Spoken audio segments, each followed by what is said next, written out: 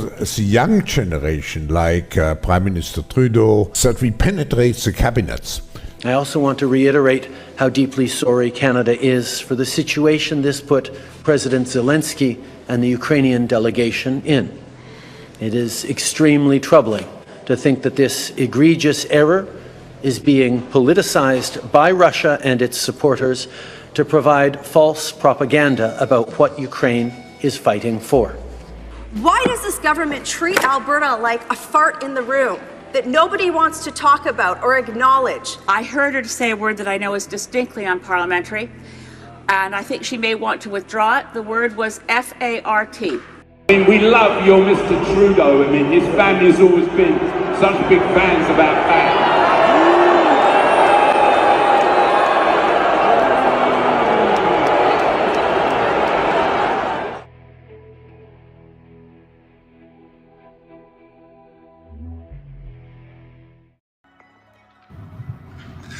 Hello, everybody. I am, of course, your host, Snow Himbo. Welcome to the Maple Files. Hope everyone's having a great Monday so far. So let's get the elephant right out of the room. We are less than a day away from the presidential election, where America will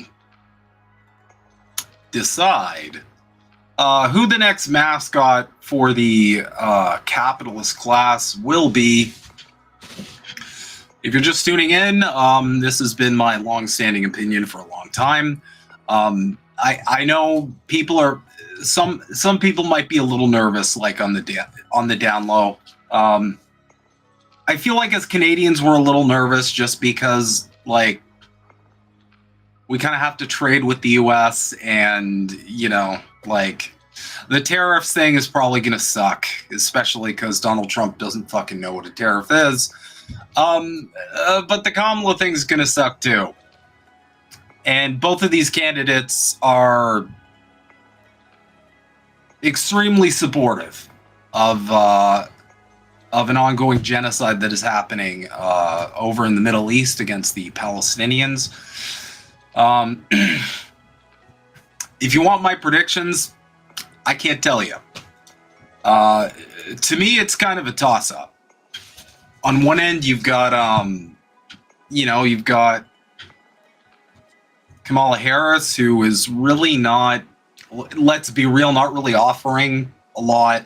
I mean, shit. What she got?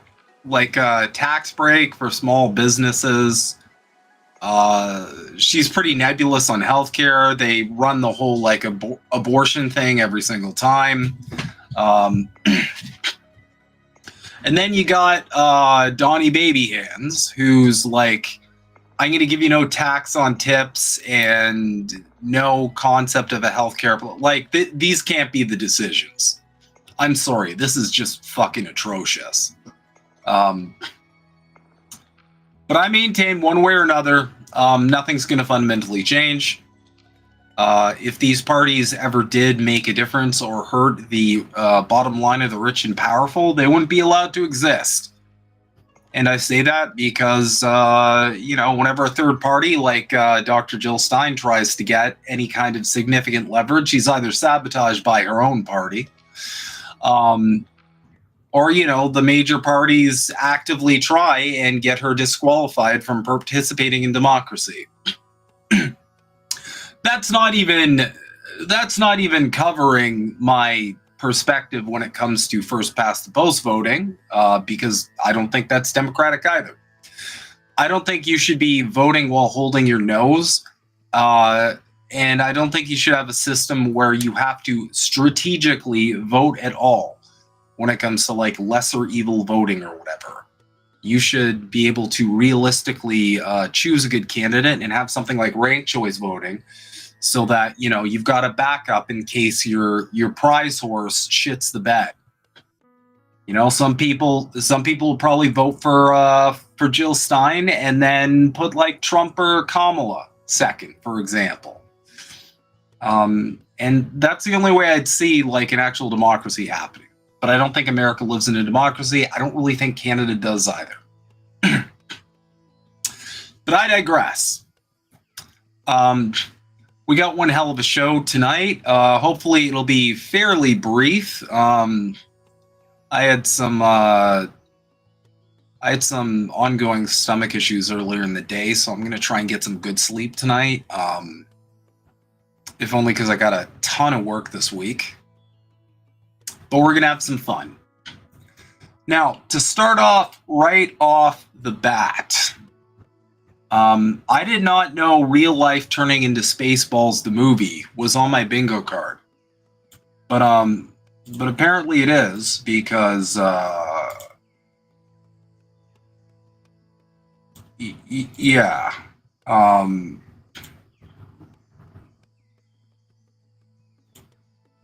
Cans of fresh air from Lake Como on sale to tourists in Italy. Which I know, it's every bit as insane as it sounds. So let's dive in. For tourists returning from vacation, a camera roll of photos and a suitcase bursting with souvenirs are usually the closest they can come to bringing a piece of their holiday destination home with them. But now, communications company Italy Comunica says it has bottled the very air of Italy's picturesque Lake Como and is selling these cans for $9.90, which is about $15 for canned air. Each can is said to contain 400 milliliters of 100% authentic air collected from Lake Como, a destination that has become increasingly popular with tourists in recent years, thanks to its beauty and its celebrity associations. George and Amal Clooney own a house nearby, while movies including Casino Royale and House of Gucci were filmed there. More than 5.6 million people visited Lake Como in 2023, and the numbers are consistently growing, according to Lombardy Tourism Bureau. In an attempt to capitalize on the visitor numbers, marketing specialist David Abagnale, hope I pronounced that all right, originally created an e-commerce site selling Lake Como posters after seeing so many posters of San Francisco and Los Angeles on his honeymoon in 2022. His latest initiative, selling canned air, aims to create a souvenir that could be easily transported in a suitcase for tourists, and something original, fun, and even provocative, a spokesperson for Italy Comunica told CNN on Monday. It's not a product. It's a tangible memory that you can carry in your heart, Abagnale told CNN, adding that once tourists are home and have opened the can, they can repurpose it as a souvenir pen holder. Oh, cool. This must be the efficiency of capitalism. Not everyone is on board with this. Como Mayor Alessandro Rapinez said it wouldn't be his first idea for tourists and would prefer they take home other souvenirs like the silk scarves the area is known for. It's a novel idea, but not for everyone, he told CNN. But as mayor of one of Italy's most beautiful cities, if someone wants to take some of their air home, that's fine as long as they also take beautiful memories of this area. When reached by phone, Chiara Piscatelli, who sells the canned air in her bookstore in Como, said it was a real gadget. Despite the apparent novelty, Como isn't the first Italian tourist spot to offer a can of its finest air. Abagnale says the idea came from other locations like Naples, where the local air has been sold for years.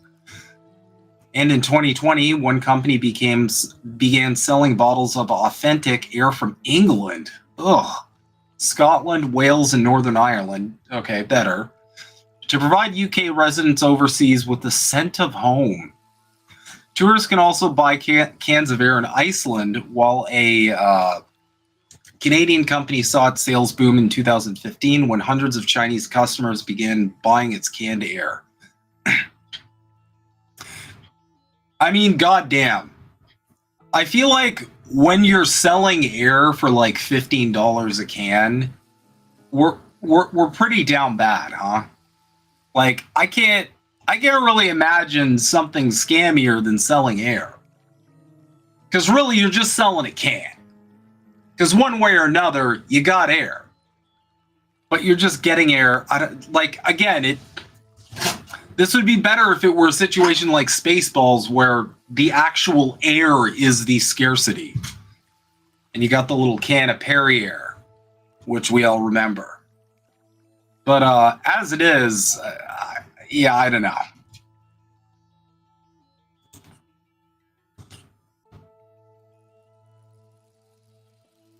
But that's how it's going.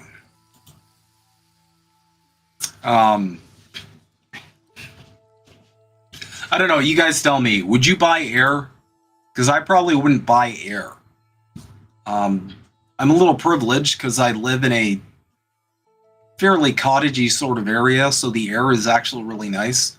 That's actually the first thing I noticed when I moved out of the city. I noticed the air was just. I noticed the air itself was pretty incredible.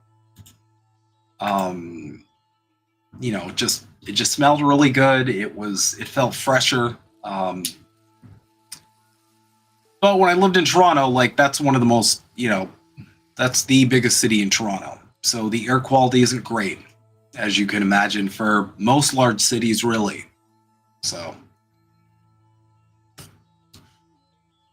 Max Sarjay, we're going to turn ourselves into a shithole country. I feel like the West in general is headed for that pretty rapidly. I don't think it matters. I don't think it matters quite much. Happy Monday. Happy Monday to you, CBC voter. I don't think it matters quite much who's at the helm. I think the West is on a decline. I think it's been on a decline for a while, and I don't have very high hopes for the future, unless there is a radical change that occurs and we go on a significant course correction, one which will almost certainly hurt a bunch of rich people's bottom lines. That's the only way forward in a positive direction, in my opinion. And I feel like those very rich people, due to the influence they have over our governments, will ensure that doesn't happen. So anything short of like a massive general strike or a revolution, I think we're kind of just headed in the same direction regardless. You need look no further than the states and what both parties are promoting. Donald Trump, he LARPs like he cares a lot about the immigration problem. But when you see the people he's affiliated with, it starts becoming pretty clear that, restrictions and heavy-handed authoritarian measures are what's on the table as a solution for that immigration. And, not for nothing, but the Democrats are They're accepting the right-wing framing on the immigration issue, and they're likely going to offer the same. As conditions worsen and worsen, you can expect the state to start the big clampdown.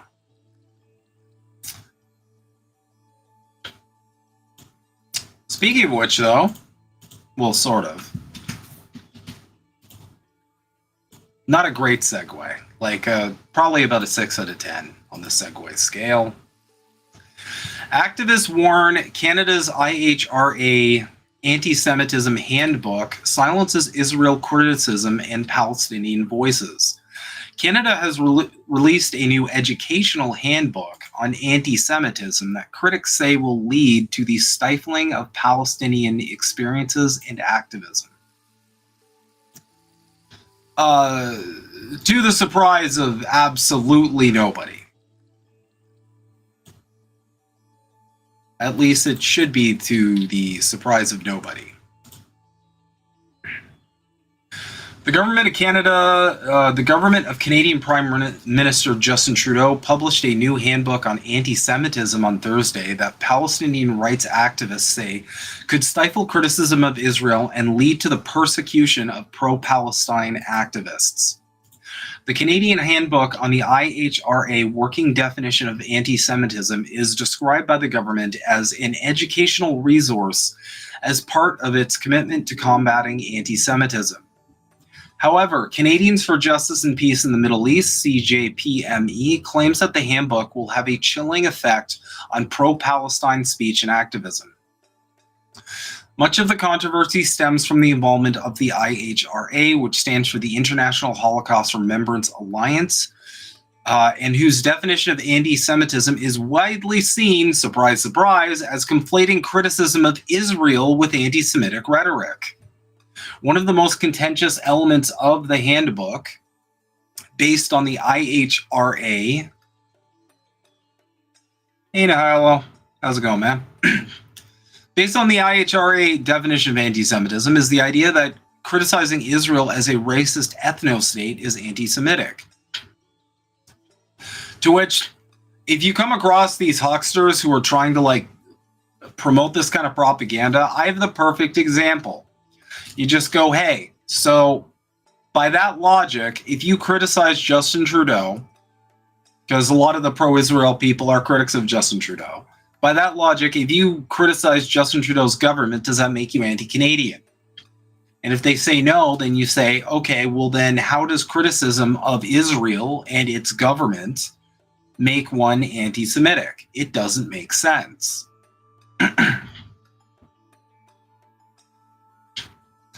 The CJPME says this will result in public institutions persecuting people who criticize systemic racism within Israel rather than fighting discrimination. The handbook also claims that it is anti-Semitic to oppose the ideology of Zionism, which is defined only as support for Jewish self-determination in their ancestral homeland. Critics say this ignores the historic and contemporary role of Zionism in the dispossession and oppression of Palestinians, such as the Nakba, Israel's current illegal occupation of the West Bank, and the war in Gaza. Case studies cited in the handbook include social media posts stating that you can't be anti-racist and Zionist, and Zionism is a racist and violent settler colonial project. On this basis, they warn that this will be used to silence Palestinian experiences of Israeli oppression and the freedom of speech to criticize Israel. Other examples of alleged anti-Semitism cited in the handbook include the rescinding invitation of a speaker from an event because she had served in the Israeli military, as well as social media posts calling Israel colonialist. After over a year of Canadians protesting Israel's genocide in Gaza, Trudeau has the audacity to publish a guide on how to crack down on pro-Palestine speech. Michael Bucher, Vice President of the CJPME, said in a statement. This anti-Palestine, pro-censorship handbook poses a direct threat to civil liberties and will target the critics of Israel's atrocities, especially Palestinians. We urge Canadian institutions to reject the use of the handbook, he added. The CJPME claims that over 11,000 Canadians have emailed Prime Minister Justin Trudeau calling for him to scrap the handbook, which, goddamn, that's a good chunk of people who are like, this is dog shit, we don't want this, please take it away. Trudeau has come under fire for what many consider to be his biased policies towards Israel, such as his initial refusal to call for a ceasefire in Gaza. The Canadian government also adopted a partial arms embargo to Israel, which critics have pointed out will still see the sale of offensive weapons that will be used against civilians in Gaza. Trudeau also handpicked Deborah Lyons, Canada's special envoy on preserving Holocaust remembrance and combating anti-Semitism, and a former ambassador to Israel to lead the drafting of the handbook. So that's where the fuck we're at, people.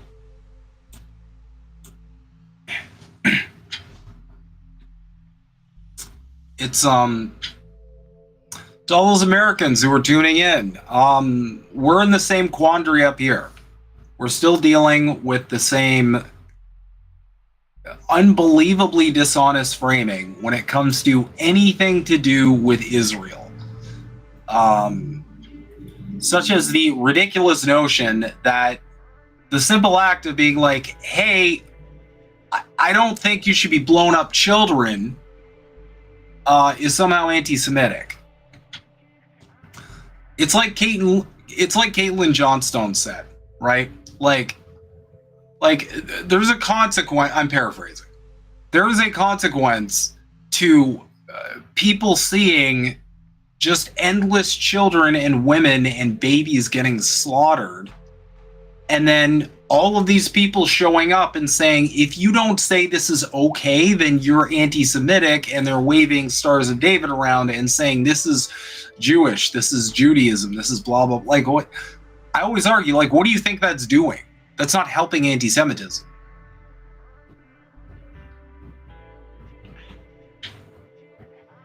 That's doing the opposite. So, on top of that, we've got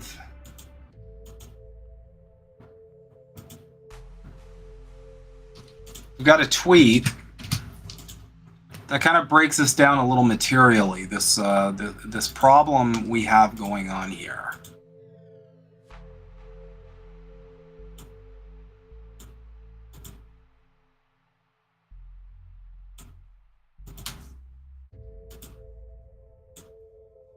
All right.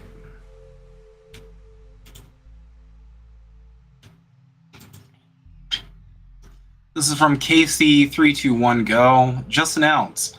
Ontario taxpayers, you're on the hook for $551,000 that's being given to CIJA, Friends of Simon Wiesenthal, and Liberation 75 to educate your children. Ontario expanding Holocaust learning resources at school. Province investing in more supports to combat rising anti-Semitism in communities. So we're paying for this. We are paying tax dollars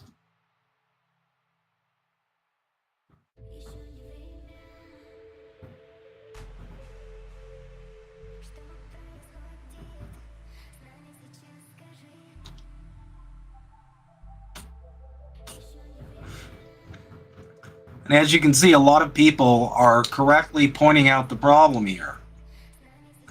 This is essentially brainwashing. Like Canada, I know we all claim that this couldn't have come to our country, but it's here. This is pretty fucking scary, because and all the conservatives who are like, they're indoctrinating your kids. What the fuck do you call this, guys? Okay, all the anti-woke crowd who's like, they're indoctrinating your kids. Yeah, not a peep on shit like this. Not a peep. It's crickets. Because for some weird reason, you can't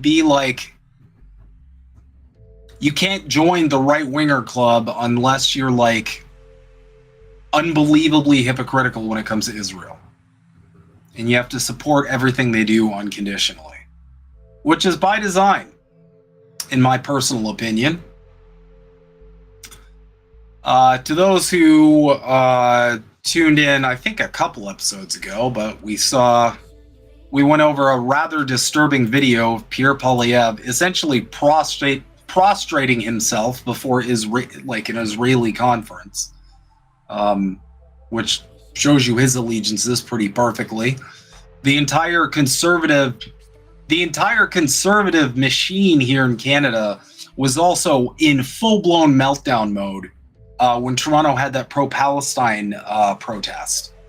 Mostly because the numbers were staggering, but I mean they were all enraged, just losing their fucking minds.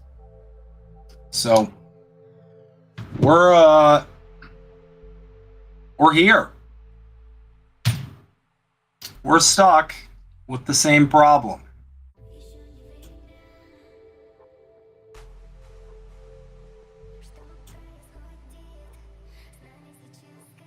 But I digress.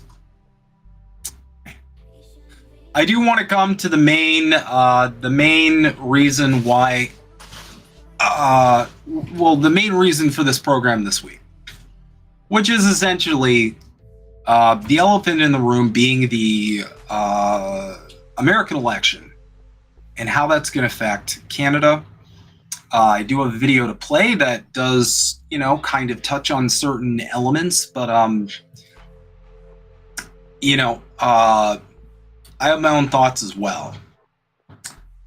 First and foremost, I feel like one factor that I don't see enough discussion on is how whatever government we're going to have in a year's time, around there, how that one is, hi Kitty, how that one's going to gel with whatever candidate gets into office. Historically, Trump wasn't great for Canada.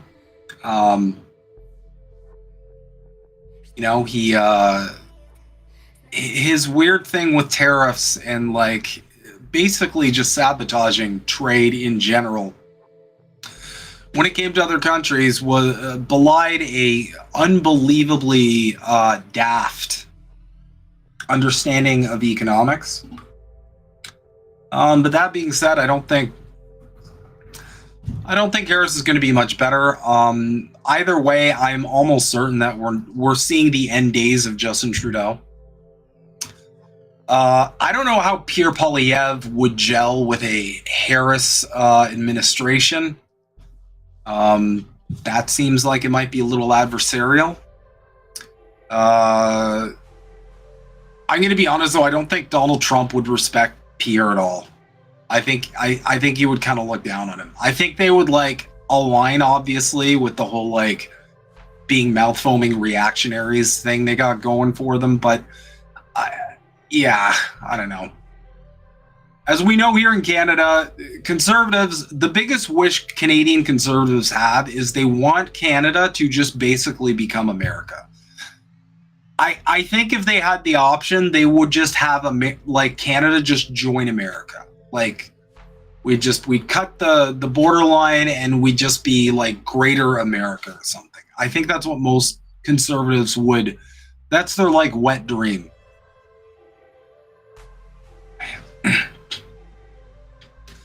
On the plus side, I mean, what I'd find really curious is how an NDP government would deal with Donald Trump. Because at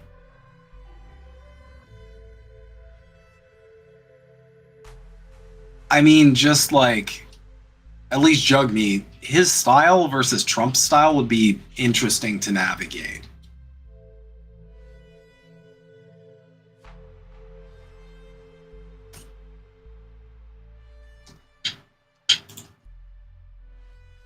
For Max, they are saying that Trump might be better for the stock market and the crypto space, super bad for tariffs. It's gonna make us pay almost 100% more. Yeah, Trump wasn't good for Canada the first time around, guys. People can delude themselves into thinking he was somehow good for Americans, but as far as our country, he wasn't great. Tariffs are really stupid.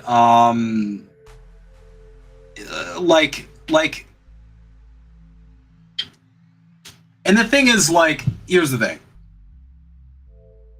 A lot of people don't realize, good for the stock market does not mean good for the working class. It doesn't even mean good for the middle class.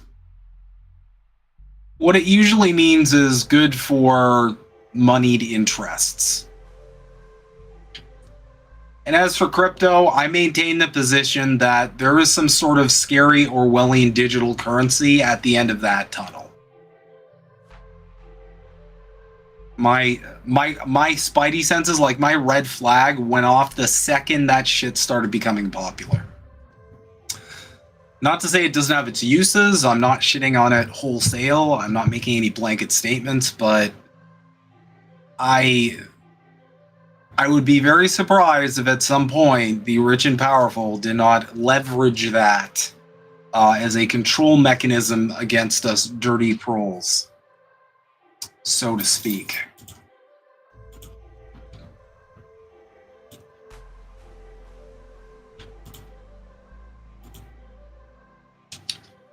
That being said, we're going to play a video here from CBC News, the National. Just about how the election result could impact Canada, and then I'm going to give my take on it.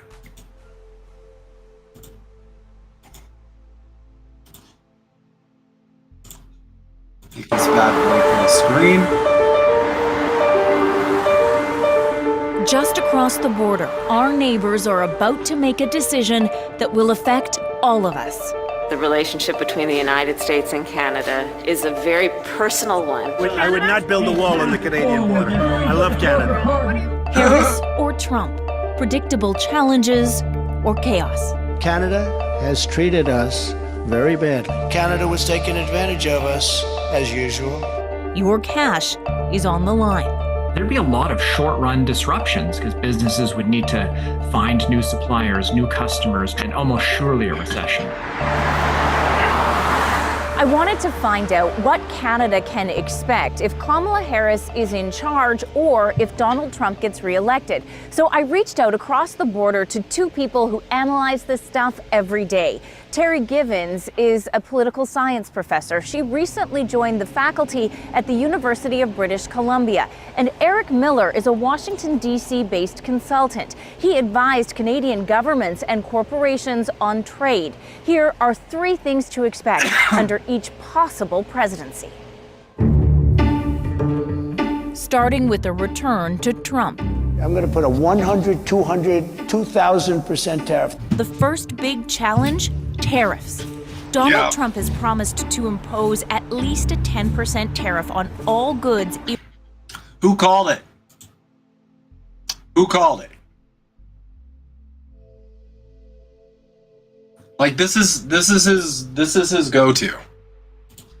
Imported to the U.S. There's been no sense that current free trade agreement partners will be exempted. That means everything Canada exports to the U.S. would be more expensive, and Americans would buy less. And with a huge adjustment cost.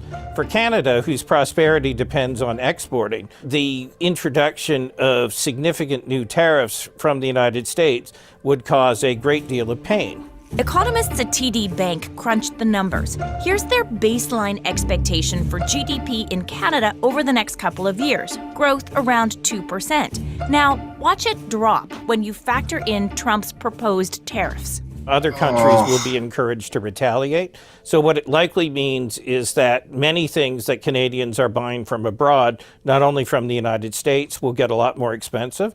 So the cost of living and inflation challenges will be made much, much worse. Challenge number 2 under Trump, migration. On day one, I will launch the largest deportation program in American history to get the criminals out. Donald Trump is promising to deport 11 million undocumented people from the United States. What kind of pressure would there be on the Canadian system if that deportation actually is implemented? Oh, I think they'll be huge. Givens says Canada could expect more people trying to come here, both legally and illegally. There's going to be people who want to leave the U.S. and go to Canada. And if that influx increases dramatically, I think it's going to be important for Canada to start thinking proactively about ways to work with other countries. How are we going to manage this flow? The third challenge under a second Trump presidency, defense spending. NATO countries are supposed to spend 2% of GDP on military and defense. Right now, Canada spends about 1.29%. There's a plan to get to 2% by 2032, but don't expect that timeline to satisfy Trump. Canada is not seen as pulling its weight, and it will become really fundamental that Canada does come to be seen as pulling its weight if it is to build this kind of positive relationship with the Trump administration that it would like to see. So what about Harris? If she wins, the change won't be any. Go to Harris in a sec. I'm just going to address the comments. If Kamala wins, you know it's been hacked. Almost everybody hates her. I sure fucking do. So here's the way I look at elections under a capitalist system. I don't think the campaigns are fake. What I think the exercise essentially is it is an audition to be the face, the mascot of the bourgeoisie, of the ruling class. So they're essentially looking at candidates and going, who do we want to be the face for all the stupid bullshit we're going to do to meet our prime aims and fuck over everybody else? And I say that because of capitalism's inherent contradictions. There's always a fucking over that has to occur. It's just which side are you giving or receiving the fucking? That's the only difference. I don't think there's like hacking. I know a lot of people talk about Dominion voting machines, blah, blah, blah. I think all those are red herrings. I think these people are just selected. I think the rich and powerful, just essentially it comes down to like, yeah, you know what? I want Kamala to be the face of the empire. She seems a little less coarse, and things are about to get really fucking bad for people. Or we need a guy with a strong hand. We're probably going to be entering World War III soon. You know what? Trump's our guy. I think that's the extent to which there's a democracy, really. That's just my opinion. I could be wrong. I don't actually know. But that's what makes the most sense to me, at least. Angel. Trump wouldn't be able to introduce new tariffs because the Senate would block it. Very little passes the Senate, and that's by design. Yeah, that's completely correct. And that's also why I argue that we don't actually live in a democracy. Trump and Harris both get up here, and I mean, this time around it was pathetic how little they promised, or how little they have plans for virtually anything.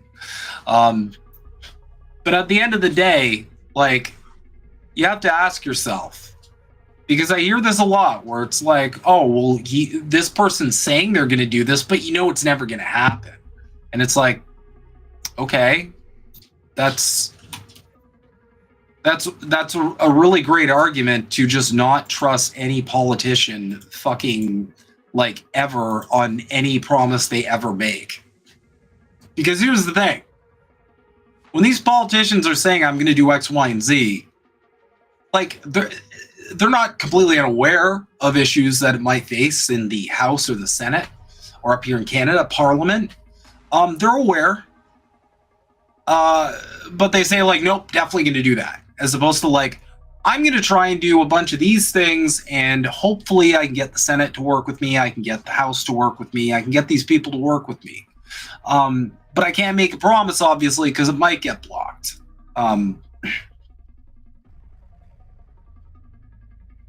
That said, Angel, I hope you're right, comrade. I hope tariffs are blocked because they are single-handedly the stupidest economic idea. Like, I'll put it this way. I am 95% convinced Donald Trump does not know what a tariff is. I don't think he knows what they do.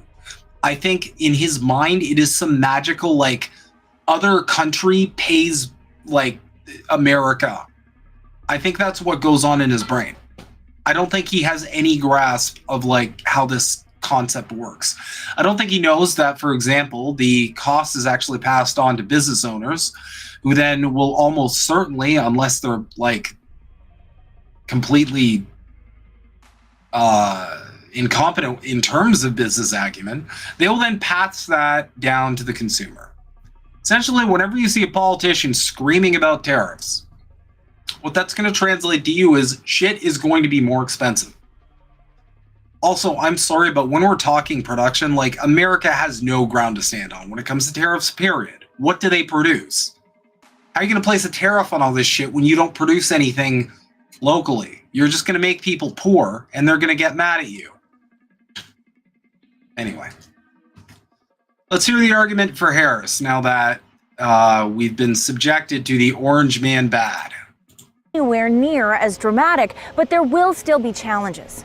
Right off the bat, Canadians can expect trade disputes with the Harris administration. Get ready for a familiar fight over milk and cheese. The Americans want access to Canada's dairy market. One can count on the fact that dairy will be a top demand for the United States toward Canada. Also, the Harris administration would push back hard against Canada's digital services tax aimed at U.S. tech companies. The second challenge under Harris, that pressure on defense spending won't go away. You know, I think that a Harris government is still going to say, hey, Canada, we want to see you get up to that 2% in NATO, but they'll be much more supportive of NATO. Givens says a Harris administration will be concerned over Russia and China's influence in the Arctic and expect Canada to pay up. This is just going to be a very hot issue for Canada going forward. And if Harris wins, there could be an impact on Canadian politics. A Harris victory could send a message to federal Liberals about what can happen when you change leaders at the last minute. I wouldn't be surprised. I mean, I think there are already a lot of emboldened Liberals who are speaking up, but I think a Harris win would show that it can be done. We have an opportunity in this election to turn the page on a decade of... I don't think this is the argument, because of course, like they're even saying the quiet part out loud. Justin Trudeau is historically unpopular, and he's historically unpopular for a shitload of valid reasons. For me, I'll never forgive him for suckering me into voting for him to do electoral reform, and then him bitching out and essentially justifying, well, I'm in power now, so we don't need to do electoral reform. I'll never forgive him for that, but he's broken a million other promises. I think his handling of the trucker convoy in Canada was atrocious. I think it was unbelievably irresponsible. It was a clear sign that this person looks down on these people, and he is unwilling to negotiate or come to the table with the concerns of Canadians. I think, I'll put it this way, I think when there's a general strike, don't be surprised if the government treats that general strike the exact same way it treated the trucker convoy. And I argue that because look at the way they treated Palestinian protesters in campuses across the country. Okay? Once again, the mask of capital fell off. Out came the fucking jackboots.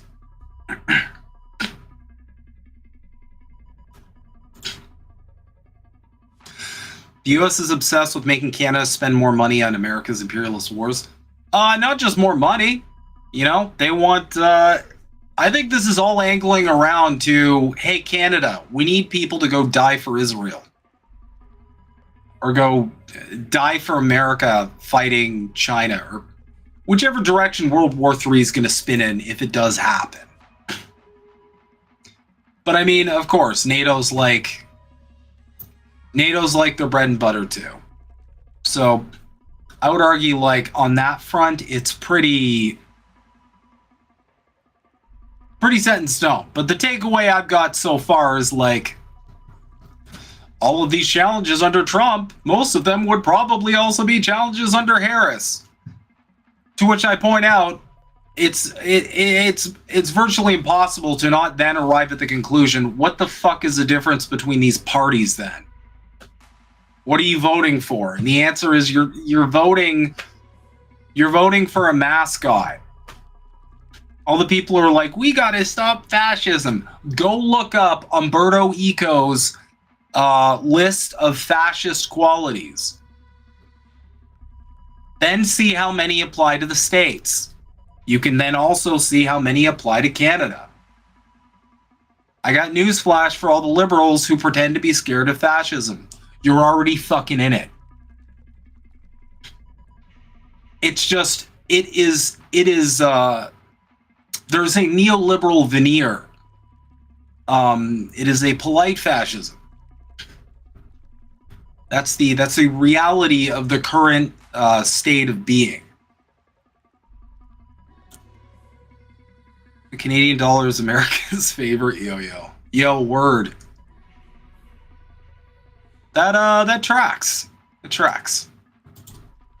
Donald Trump. As close as the race is, we may not know who wins the election for a while. I think we don't have time to panic. I think we have to start laying out scenarios around what will happen and start looking at what are the carrots and what are the sticks that are needed to be deployed in order for Canada to be able to effectively navigate this period. Both Miller and Givens say Canadians should be patient. Their advice? Plan for both possible presidents and wait. Help! Help!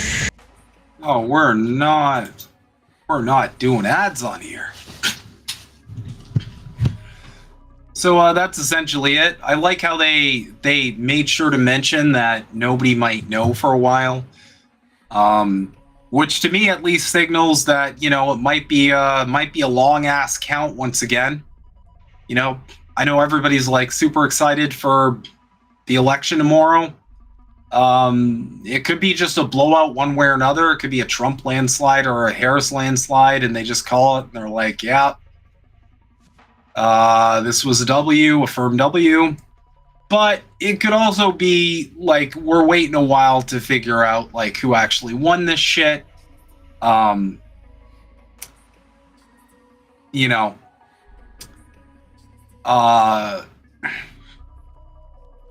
there isn't like, I'll put it this way. There aren't as many obstacles, in my opinion, as like the COVID era, because obviously they had like a shitload of mail-in ballots. The whole voting process was a little slower anyway, because we were kind of in the midst of a pandemic. But, you know, it still could take some time.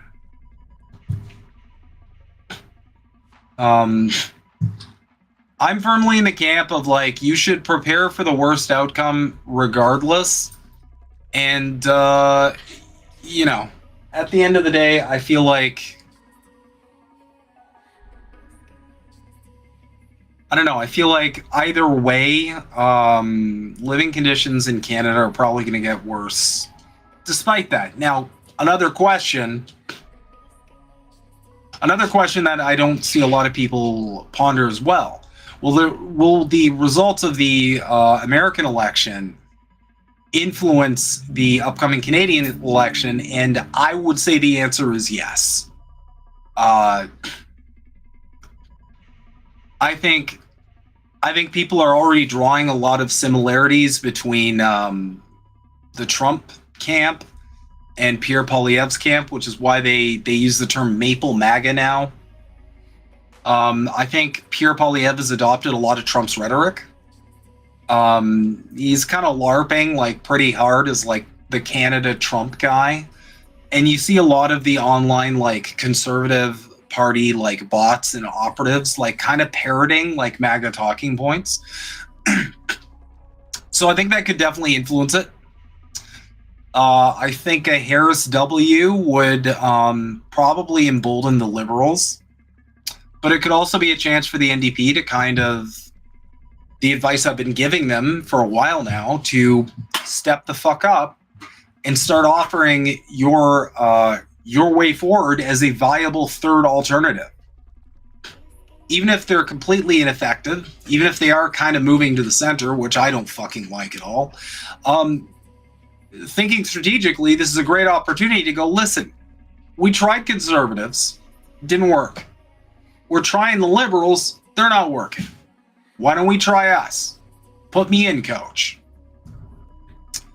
I think that might be a little more viable under a Harris presidency, but you know, in the chance that Trump does get in and he does somehow get away with the psychotic tariff shit, that might present an opportunity for the NDP too, because they're essentially saying, listen, we can't, the working class needs more help than this. You know, we need to make the material conditions of Canadians better than what they are. And we're the only party that actually has a plan for that. Because, you know, at the end of the day, like the Conservatives, like axe the tax, build the home shit. that's not going to make life more affordable for you. It's like I always say, conservative policies, they are rich people policies in working class clothing. Because every policy a conservative puts forward, and this is the same in the States as well, once you read the fine print, it's clearly going to benefit a class of people that is in a different tax bracket than you are. But they're very good at selling them as pro-working class. That's been the Canadian conservative shtick for a while now. And one thing I feel like Americans have borrowed from Canada, at least in this election, maybe unintentionally, is you've got a lot of the conservatives in America who are now also kind of like LARPing as the working class party, where we care about the working class, which ridiculous. Look who they're planning on giving tax cuts to.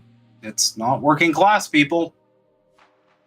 They seem to care, like the very bottom for them seems to be like small business owners, which nobody cares about. But I digress. We'll really see what happens tomorrow. I feel like a lot of people are going to make it like a big bonanza, and I feel like a lot of people are going to expect like a firm, solid like decision one way or another. And I don't know if we're going to get that. You know, it might take a while before a clear winner is decided.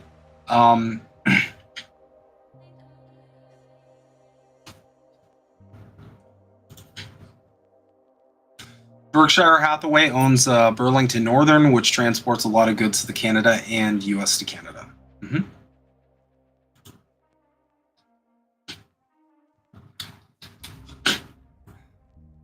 But like, at the end of the day, one way or another, you know, the main takeaway is that I think there's probably a reason why most of our politicians, both up in Canada and our neighbors to the south in America, don't seem to have a lot of solutions. And that's because I don't think there's a lot that can be done at this point. I don't think the West expected BRICS to pop off the way it was going to. I also think the West expected, you know, they didn't expect the death of the petrodollar. I thought that was, I thought they probably assumed that was just going to be an easy dunk.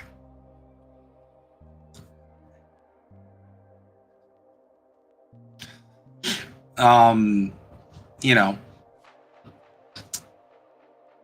I don't know if the ruling class has really firm plans here.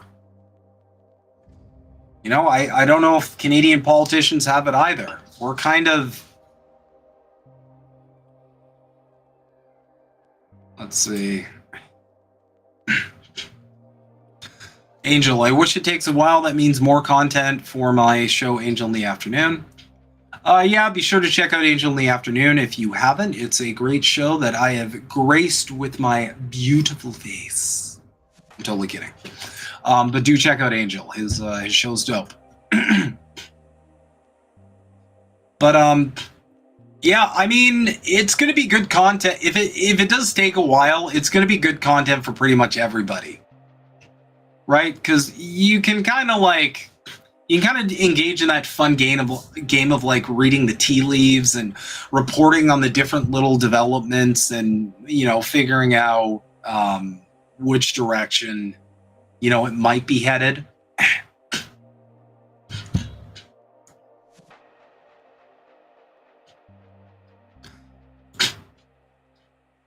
I'm guessing it'll take a couple days to sort out who won. Yeah, I think that's pretty fair.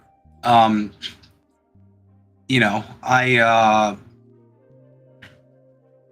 if I'm right about my assumption that this shit is essentially just a selection process by the rich and powerful, you know, they might be kind of in deliberation. I mean, if I were like a billionaire, I'd be kind of torn because you got a bunch of different factors.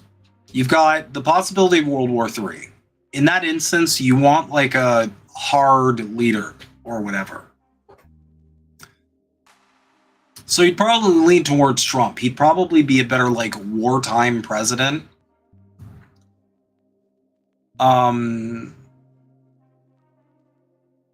But if there's not really World War III, and we're just looking at like a steady decline, and at this point, I don't think anything's going to prevent that. You might want someone who has better presentation, or presents like a softer, less harsh like face. So that might be Harris. You know. Either way, I mean, I just have to say, like, the fact that these are the choices and it's actually a close election, that should be enough for Americans to be out on the street. You should not be forced to choose between a walking question mark and an idiot. And that's what your choice is. It's whatever the fuck Kamala Harris is. And I don't think any of us knows still what the fuck that is.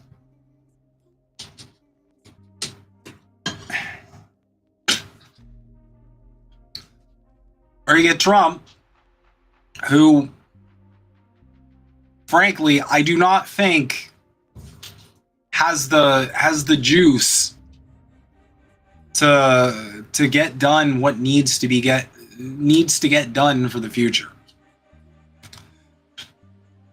But most importantly, whatever the case is, Israel wins, the military-industrial complex wins, the billionaire class wins, and y'all fucking lose. And by proxy, we lose up here as well.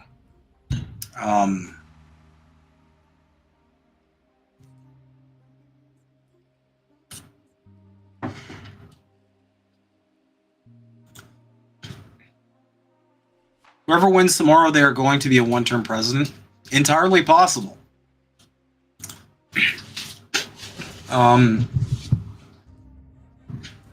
You know, it depends on a lot of factors. I mean, personally, I would like to see a society that kind of moves past this whole, we need like a person to like lead us forward. I'd like to see a more active society. I mean, shit, we can all just pick up our phones and we can weigh in on anything nearly instantly. Why we don't need representatives? You know, we could all like guide the country together. I think the concept of representatives made a lot more sense when you had to like go to a location on like horseback and you got a list of shit that the people you're representing want you to like get into the books. I don't think it has as much utility in 2024 when information and the dissemination of information is nearly instant.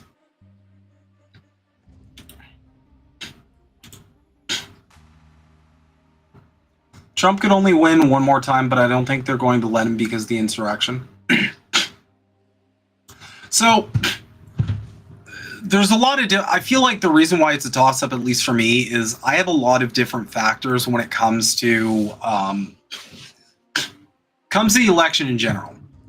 So first you got the elephant in the room, and I feel like liberals are kind of really like downplaying this hard. Kamala Harris has not had a long time to kind of state her case to the American people. You had Biden, he shitted and farted in front of the world, and then they yoinked him. You know, they're just like, okay, this guy's done. His brain has finally become 100% cream of mushroom soup, Campbell's variety. So it's got the stupid little mushroom chunks. Not the better variety where you got the full slices. I never got that about Campbell's cream of mushroom soup, by the way. I don't know why they had the tiny little mushroom chunks.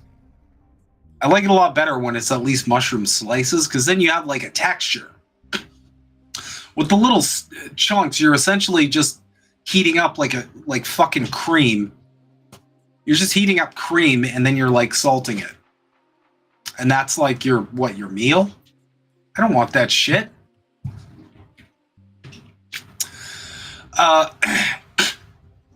So there is the elephant of the room of like, she just hasn't had this isn't a full campaign. She hasn't been running a full campaign. It's kind of like a last minute, like, let's just throw you in there and, like throw some shit against the wall. An elephant in the room that a lot of the MAGA cultists, an elephant in the room that I feel like a lot of the MAGA cultists aren't understanding is the fact that, like, Donald Trump was already in office for 4 years. He didn't do a lot of the shit he said he was going to do. Now, people can cope and they can go, oh, but he just had the bad people. He was misled. He's learned his lesson. He's surrounded by good people now. You can cope all you like. But people just look at a guy who ran on the anti-establishment ticket, then got into office, and then was about as establishment as it comes, despite like the corporate press pretending that he's some kind of horrible, evil threat. When you look at shit on paper, what did he do to upset the apple cart? He didn't do shit. And I firmly believe with politicians, you can only judge them based on what they've done. I've never gotten this attitude on how politicians can run for re-election and be like, I'll get it done this time. It's like, well, why didn't you get it done last time? What's different? Why didn't you get it done that time? Why are you going to get it done this time? And they never fucking talk about any of that, which is just awful. That's a blind spot with MAGA. The reality, and I say reality because this is an opinion. This is just how you need to parse how Donald Trump is perceived. The reality that Trump can't run as the outsider, the anti-establishment guy. Okay, this is a guy who is considering Larry Fink of fucking BlackRock to be in his cabinet. This is a guy that accepted $100 million from Miriam Adelson. There's no anti-establishment going on here. The only thing the MAGA crowd has done is they have taken establishment and repackaged it as just against Democrats. And they're saying that's the anti-establishment. The point of this is if Trump does win, okay, he can frame his establishment, which, Elon Musk is in the tank for him. Various other, corporations and interests are in the tank for him. Israel's definitely in the tank for him. Fuck, Netanyahu's going to throw a party if Trump gets in.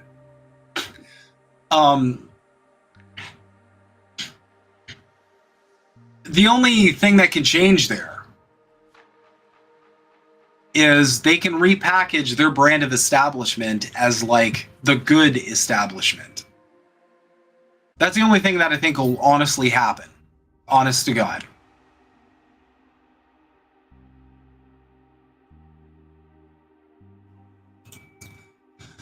That's a really good point that I've been saying for a long fucking time, man.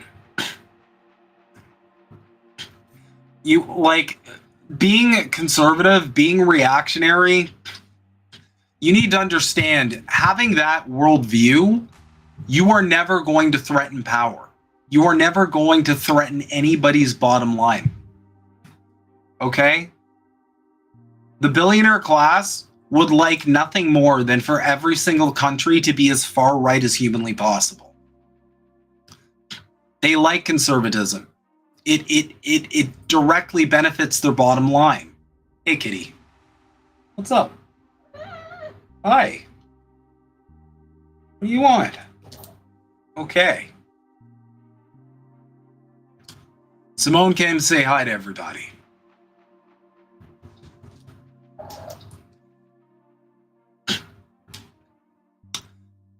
And the thing is, like, being a liberal doesn't really affect their bottom line either.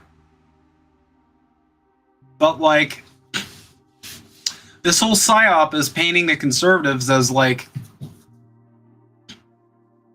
somehow anti-establishment or, like, any way against the powers that be. Like, you're getting psyoped. There's no other way I can put it. We're getting psyoped in Canada right now with Pierre Poilievre LARPing like he's some kind of like force standing up to Trudeau, when in reality he's voted with Trudeau over 600 times. There's nothing that different between these two major parties. The only thing they have is rhetoric, and they need to present that false like divide, which is virtually the same in the States as well, because they don't want people realizing they're dealing with a uniparty. They don't want people realizing they don't really have as democratic a society as they would like to believe. They can't have that. That's bad for them. That's fatal for them. Because the second people realize they're not actually even being represented, or they don't really have a say in how their country's run, they're going to start asking some questions like, well, why the fuck am I paying taxes then? Why am I going to work? Why am I listening to these assholes? Why am I, like... It is a dynamic that breeds revolutionary fervor. And the powers that be do not like revolutionary fervor. They like reactionary sentiment. They like people clinging to the way things are. That's why I've always had that. That's why I've always had that theory that, you know, the Great Reset, the World Economic Forum, all that. I've always had that theory that that might actually be a psyop, because you are taking valid grievance with how the country is being run, and you're essentially creating a scarier world. So like the Great Reset, the whole like WEF thing they got, you know, floating on the horizon, that's objectively shittier than the shitty existence we have right now. So when it comes down to it, people are going to cling to what we have, regardless of how little it is, or how regardless of how little it is, or how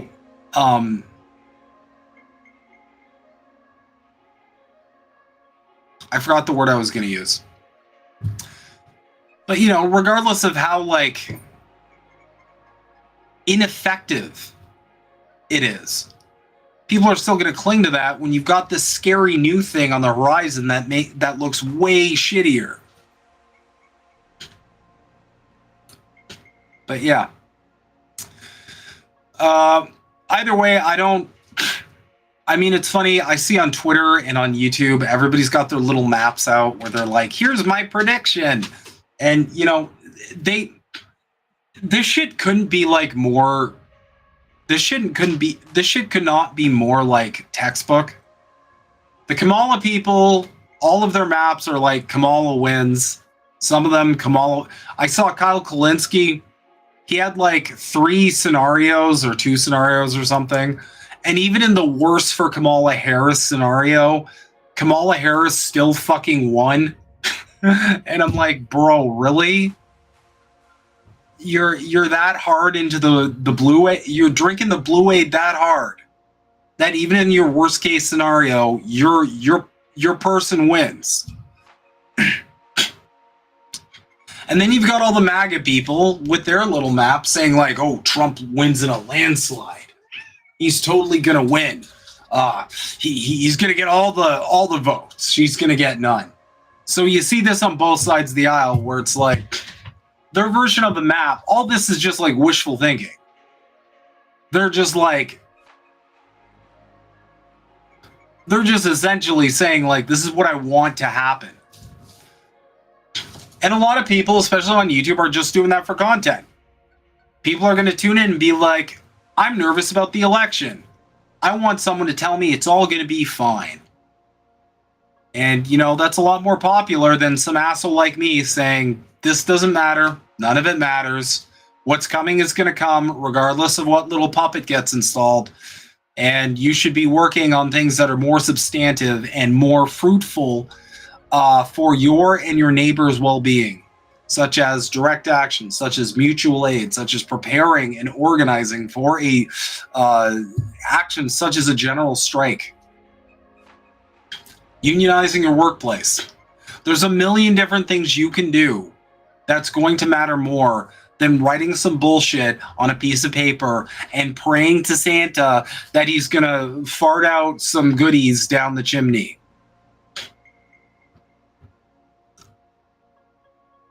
Because, like, there's no guarantee there. Just like up here in Canada. I'm gonna say the same thing next year during the election. Regardless of who wins, we're not gonna see a lot of change. You know, Pierre Poilievre is probably gonna get right to work on trying to, you know, get rid of the social safety nets, but realistically, we don't know how successful he'll be in that regard. If the Liberals get in, unless they're promising some kind of radical change, you can expect the same, like, incompetence that led us to all hate Trudeau to begin with. And if the NDP gets in, I feel like they're going to have a pretty uphill battle, because they're going to have a lot of people from both parties trying to block them passing any kind of progressive policy at all. And that's like, I mean, we still got a year to go. Who knows how much further to the center the NDP could move till then.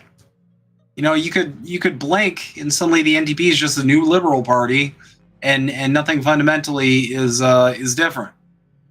So I'll close by saying this. If you want the world to change, stop buying into electoralism, because it's there's no point. And I'll make this case. Okay, I'll make the case for Canada and also the States. Look at the quality of living your parents had. Because unless you are in the minority and you just lucked out, you probably remember your parents, I don't know, being able to support a family on one income. You might remember your parents actually being able to own a home, or at least afford rent.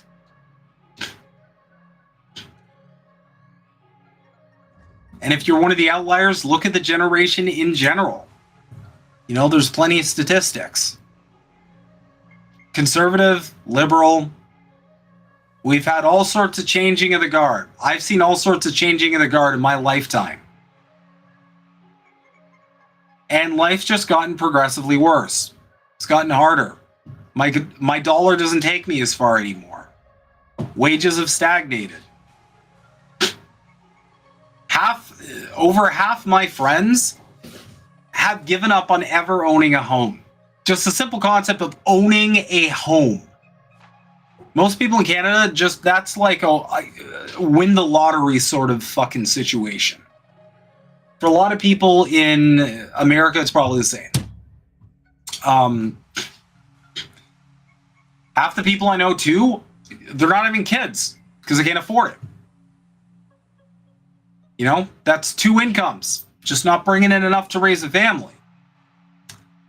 We got to this place because of liberal governance and conservative governance, and regardless of many elections that changed the composition of our political factions, we have arrived here regardless. We're going to need radical change to turn Canada around. That is the reality. We cannot keep hoping that our politicians or American politicians are going to do this for us, because they're fucking not. I'm sorry.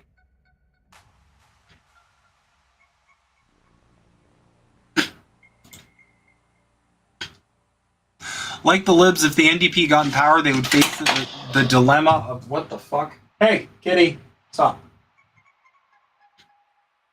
Like the libs, if the NDP got in power, they would face the same dilemma of how to please their base and maintain their donors at the same time. Yeah. That's what a lot of people don't understand. A lot of people in the NDP are not in your class. They are excellent at working class rhetoric. A lot of these people are landlords. They're homeowners. They're business owners. They don't sell their labor to a capitalist in order to survive. And that's just reality. If we want to change the world, if we truly want a better future for the generations to come, if we want a better future for ourselves, we're going to have to do something about it. It's not going to come through voting. It's not going to come through some political faction magically getting a change of heart and going, okay, guys, come on. You know, the working class is just too poor now. We got to do something about it. That's never going to fucking happen. They're just going to gaslight you. They're going to gaslight you for the rest of your life into feeling bad for wanting more than the bare minimum. So, anyway, that's just food for thought. Regardless of how tomorrow goes, I do want to reiterate that you shouldn't worry, because nothing's going to fundamentally change either way. And it shouldn't stop you from your goal of helping people achieve class consciousness and helping Canada achieve class solidarity. Because that's what we need. We need a country that isn't divided, that isn't fighting over stupid culture war shit. A country that isn't fighting over things that don't affect them materially. We need a country that is willing to come together and say, look, we need a country that is going to work for the majority of people, not just a handful. And that's not coming from elections. That's not coming from voting. That's coming from direct action. And that's always the place it came from historically as well. So, without further ado, I did want to touch on some changes that are coming down the pipeline. So first and foremost, I'm going to be taking part in a election day stream with Kid of Hardlands Media. I think a bunch of other INN members are going to be there too. Just kind of hanging out, talking about where the election's looking, all that. Secondly, we're going to cover this more in the next episode of Politically Homeless, but some news is that Politically Homeless will be taking a break as a show.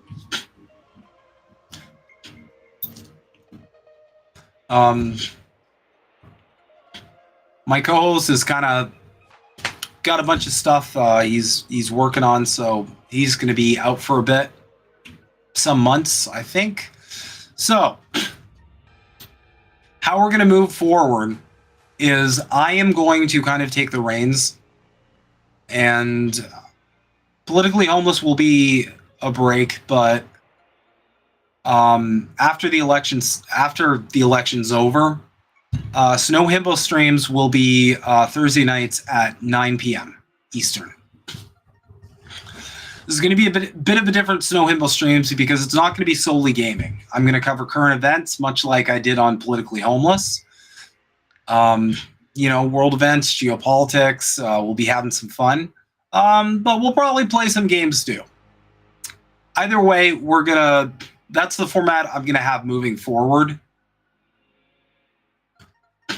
I am hoping it is very similar to the same energy as Politically Homeless. I'm not personally going to change very much about how I come up with material. I'm definitely hoping to have a lot of guests on as well. we've had some really cool guests, and I want to keep that tradition up. Also, I'd love to interview people, but like an actual interview. So like I've got a bunch of questions that I'm asking people. I want to get more into that. We did that with Peter Coffin, and when I feel like it was a really good conversation. It was very stimulating. I want to do that more. But mostly, and this kind of comes from the heart, I kind of want to try my hand on, kind of striking out on my own a little bit. Kind of taking the reins and see how I do, running a show, and it's just me. I'm just giving my spicy takes. I'm subjecting you guys to my various ramblings, but mostly kind of like a me brand thing. And then hopefully, given enough time, the cats are fighting. Fuck. Hopefully, given enough time, Politically Homeless might come back. Might not. We'll revisit at some point in the future. But I just wanted to give everybody some updates on like the direction that you can expect. Hey, stop fighting. Fuck. Yeah, I gotta wrap it up. The cats are losing it. But I'm not gonna stop doing Maple Files. That's gonna be either 8 or 9. And Snow Himbo streams will be Thursdays at 9 as well. So thank you guys for tuning in. Thanks for joining me. And